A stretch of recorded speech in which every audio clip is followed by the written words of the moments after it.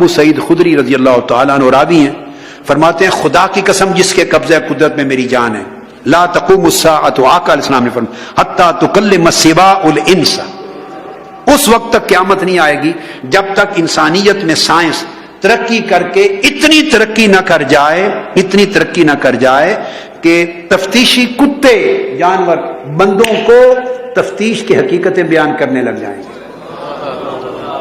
اب ایئرپورٹ پہ نظر آتے ہیں کہ نہیں کتے آپ کو، سونگ کے جا کے، تو جہاں افیون چرس کوئی چیز ہوتی ہے تو وہاں جا کے سونگتے اور پھر کھڑے ہو جاتے ہیں۔ یہ کتے بول رہے ہیں، انسانوں کو بتا رہے ہیں کہ یہاں یہ چیز ہے۔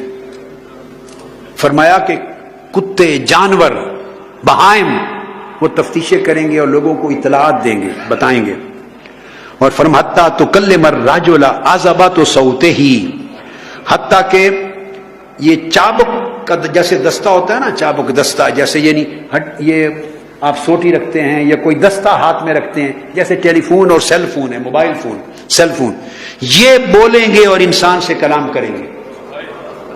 یہ چھوٹے چھوٹے جو ٹیلی کمیونیکیشن کے آلات ہیں، چھوٹے سے ہاتھ میں، فرمایا ان سے آوازیں آئیں گی، وہ کلام کریں گے، ان سے آوازیں آئیں گی۔ وشراک نعلہ، حتیٰ کہ جیسے تسمہ ہے جوتوں کا، تسمے جیسی باریک چیزیں بھی بولیں گی۔ اور انسان کے اعضاء جو ہیں، آرگنز جو انسان کے، وہ بھی انسان کو معلومات فراہم کریں گے۔ جاسوسی کے آلات خبر دے گی کہ پیچھے گھر میں کیا ہوتا رہا ہے، بگنگ سسٹم آ جائے گا، آپ کے پیچھے ایسے آلات نصب ہو جائیں گے کہ گھر میں جو آوازیں آ رہی ہیں، کون ملنے آیا، کیمرے فوٹو لیں گے، آوازیں دور بیٹھ کے سنائی دیں گی۔ یہ آج کی جو ماڈرن ٹیکنالوجی پوری ورلڈ میں یوز ہو رہی ہے، اور ہر چوتھے روز آپ دیکھتے ہیں کہ ہمارا رائٹ ہے کہ ہم خفیہ معلومات لیں۔ آقا علیہ السلام نے آج کے دن کی اس ورلڈ کی معلومات خفیہ کے طریقے بھی بیان فرما دی۔ اس وقت کوئی بحری جہاز نہیں تھے، کشتیاں نہیں تھیں آقا علیہ السلام کے زمانے میں، یہ بعد میں خلفائے راشدین کے دور میں بعد ازاں جا کر یہ کشتی ڈیولپ ہوئی ہے۔ پھر جب سائپرس میں فتوحات کی ہیں، پھر افریقہ کے ملکوں سے اسپین گئے ہیں، تو کشتی بعد میں ایجاد ہوئی، یعنی سفر کے لیے جو وار شپس ہوتے ہیں نہیں تھے۔ حضرت فضالہ بن عبید الانصاری روایت کرتے ہیں کہ آقا علیہ السلام ہم سفر میں تھے، جنگ کے لیے سفر پہ نکلے ہوئے تھے باہر، دوران جنگ آقا علیہ السلام نے دعا کی، اور دعا کرتے ہوئے فرمایا کہ باری تعالیٰ اپنا رحم فرما سب پر، وَعَلَى الرَّطْبِ وَالْيَابِسِ فِي الْبَرِّ وَالْبَحْرِ، خشک و تر پہ سفر کرنے والوں پر بھی کرم کر۔ بھائی خشکی میں تو سفر کر رہے تھے، تر پہ کون سفر کر رہا تھا اس وقت؟ سمندروں اور دریاؤں میں ابھی تک سفر نہیں شروع ہوئے تھے، ان پہ بھی کرم کر۔ فی البر والبحر، اور زمینی سفر کرنے والوں پر اور سمندری سفر کرنے والوں پر بھی سفر کر، زمینی اور ہوائی سفر کرنے والوں پر بھی۔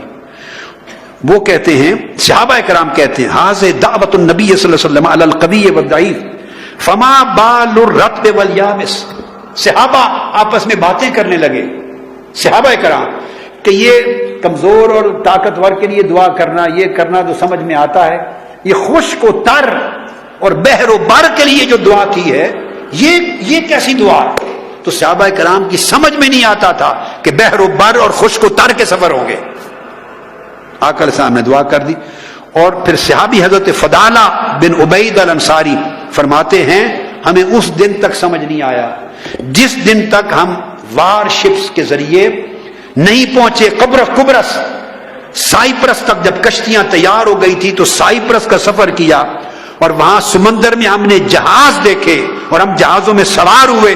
خدا کی قسم اس دن سمجھ میں آیا کہ حضور کی دعا اس دن کے لیے تھی۔